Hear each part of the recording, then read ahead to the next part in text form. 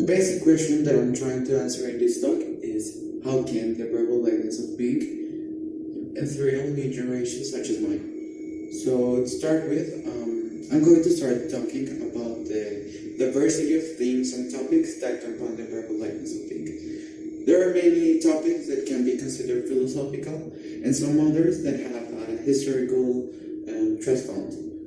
For example, when referring to philosophical topics, there can be found sexuality, identity, modernity, freedom, and who am I.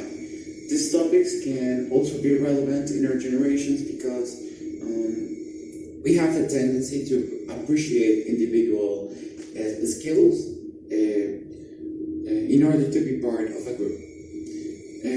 There are other many factors that also can be intriguing for new generations.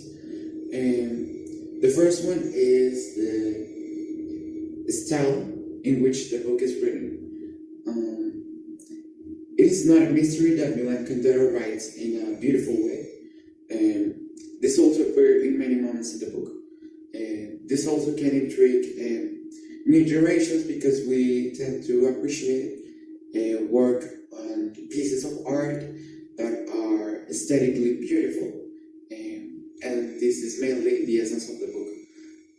When referring also about the complex structure of the book, it is important to mention how the book is written.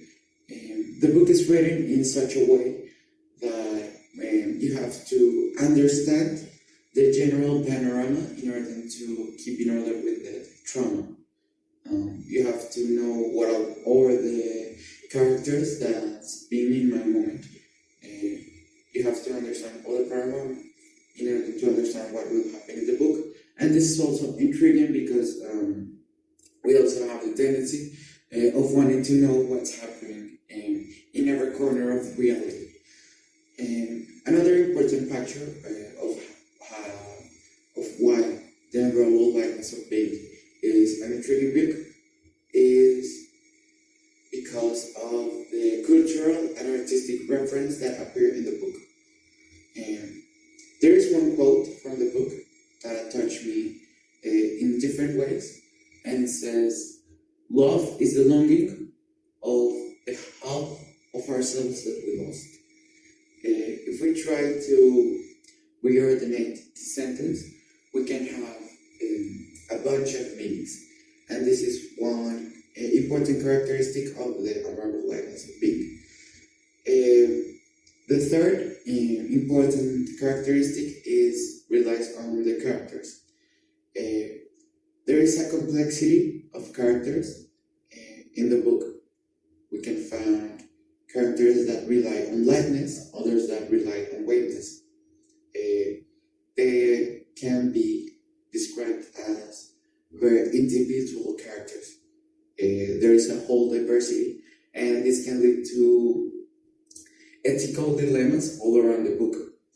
This is also intriguing for new generations that are trying to resolve past ethical dilemmas in order to advance on the future.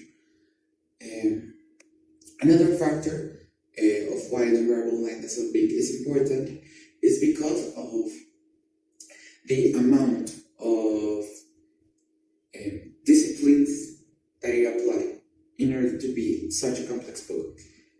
We can find topics such as music. There's one part of the book that centers only in classical music and the ESMO sign. The ESMO sign means what my soul tells me that I'm good to, my internal necessity.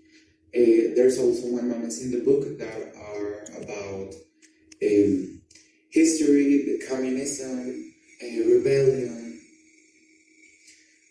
political differences. Kitsch is the ideal world that is fake in a way. But to end this talk, I want to talk about why it's intriguing to new generations is because of the diversity of the guide that it offers to generations that are fighting for new stuff, such as me.